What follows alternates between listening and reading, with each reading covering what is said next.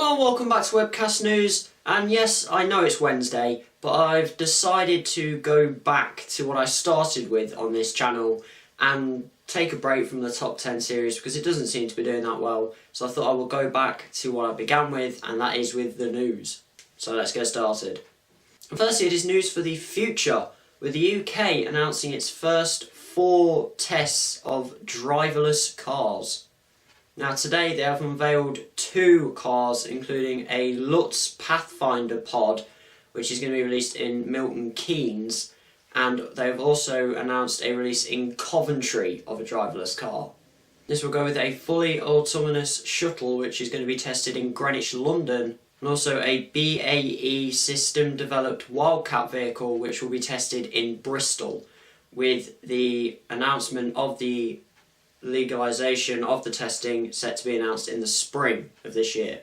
And they have also set a date for the current legislation to be looked at, which is summer 2017 at the latest, that they want to look at the current legislation of driverless cars, which would also mean that there would be a possible rewrite of the highway code and also a change to MOT tests, along with the worry of trying to work out whose fault it would be if a crash occurred. Now, UK are really going for this, because the 4 projects that have now been announced are getting £19 million between them to work on their driverless vehicles. And the UK has also said that it wants to become one of the leaders in driverless technology.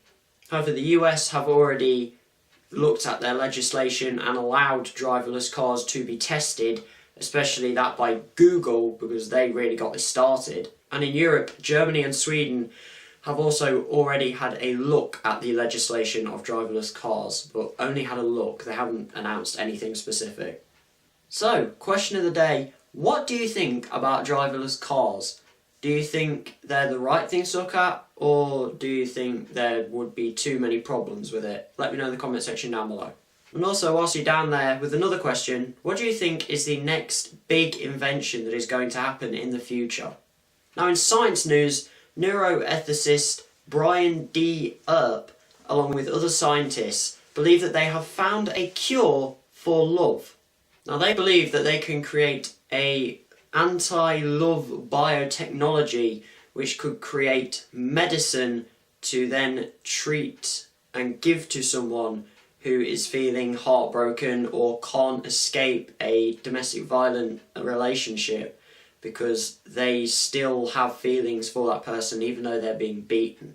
And they have also found in recent studies that love is actually very similar to regular drugs, as in you can become addicted to them, with Mr. Earp saying, both activate the brain's reward system, can overwhelm us so that we forget about other things, and can inspire withdrawal when they are no longer available. It seems it isn't just a cliche that love is like a drug. In terms of effects on the brain, they may be neurochemically equivalent.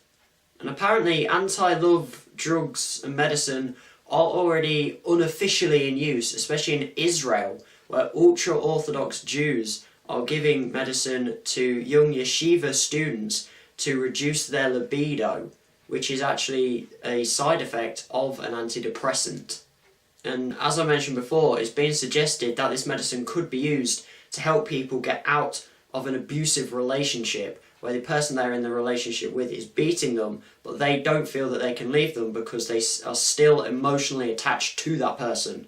But the use of this medicine could then take away that attachment so they could leave them without feeling heartbroken afterwards too much. However, Mr. Earp has said that the medicine should be a last resort and that other more natural techniques should be used to try and get people out of these relationships or out of depression from leaving a relationship. And finally, with already talking about love and with Valentine's Day on Saturday and all these things coming out about it, the Bronx Zoo in New York has decided that they will now allow people to name a hissing cockroach after their ex. Now, this originally started in 2011 but has been brought back by popular demand, and it allows people to name a Madagascar hissing cockroach after someone in their life. Now the process is you go onto their website and I've linked that down in the description down below if you're a bit psychotic and want to do this, you will give a $10 donation to the zoo, which they then use to keep themselves running and to protect all of their animals.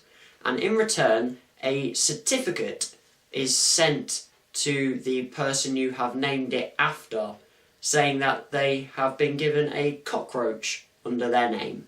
Well, you have to say, that's definitely a way of getting back at people, but if you're actually giving it to the person you're currently going out with or married to, how romantic! I suppose it's whatever way you want to look at it.